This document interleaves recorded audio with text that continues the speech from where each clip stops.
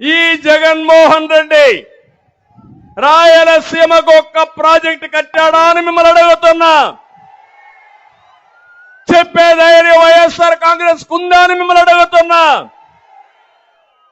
5 సంవత్సరాల ముఖ్యమంత్రిగా 12,450 కోట్ల రూపాయలు తెలుగుదేశం పార్టీ ఖర్చు పెడితే దాంట్లో కనీసం 20% ఖర్చు పెట్టిన ఈ ముఖ్యమంత్రి రాయలసీమను ఉద్ధరిస్తాడా తమ్ముళ్ళు అని మిమ్మల్ని అడుగుతున్నా.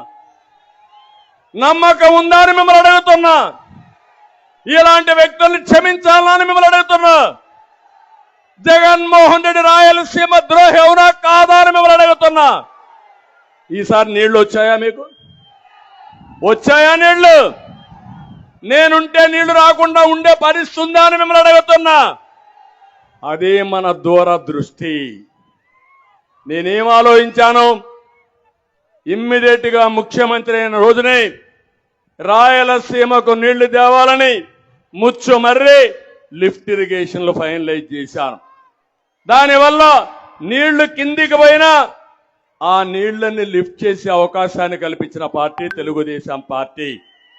ఇంతేకాదు, శ్రీశైలంలో నీళ్లు పొదుపు చేయాలని కృష్ణా డెల్టాకి పట్టసీమ ద్వారా గోదావరి నీళ్లు 120 టీఎంసీ నీళ్లు తీసుకొచ్చాం. ఆ 120 టీఎంసీ నీళ్లు ఎక్కడ పెట్టామంటే శ్రీశైలంలో పెట్టాం. ఆ నీళ్లు ఎవరికి ఇచ్చామంటే రాయలసీమకి ఇచ్చాం. అదే నేను ముఖ్యమంత్రిగా ఉండుంటే అప్పటికే టెండర్లు పిలిచాను. గోదావరి నీళ్లు నాగార్ సాగర్ రైట్ మెయిన్ కెనాల్కి తీసుకురావాలని 250 టీఎంసీ నీళ్లు అక్కడ తెచ్చేవాళ్ళం. అక్కడ నీళ్లు ఇచ్చేవాళ్ళం. ఆ నీళ్లు కూడా శ్రీశైలం ఉండేటివి. అంటే దగ్గర 350 టీఎంసీ నీళ్లు రాయలసీమకి ఇవ్వాలని నా కళ, నా ఆలోచన. అది వచ్చుంటే కరువు అనే మాట ఉండేది కాదు. ఆ తర్వాత ఆలోచించాను, గోదావరి నీళ్లు నేరుగా నాగార్ సాగర్ దగ్గర తీసుకొచ్చి అక్కడి నుంచి నల్లమలై అడవుల్లో ఒక టన్నల్ కొట్టి నేరుగా బనకచెర్లకు తీసుకురావాలనేది నా ఆలోచన.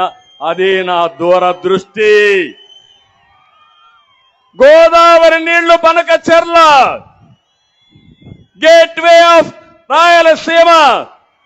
అక్కడి నుంచి అంద్రినీవాకు పోతాయి, తెలుగు గంగ పోతుంది, ఎస్ఆర్బిసికి పోతుంది, కేసీ కెనాల్కు పోతుంది. రాయలసీమ సస్యశ్యామలం అవుతుంది. అది నా కళని మీ అందరికీ తెలియజేస్తున్నా.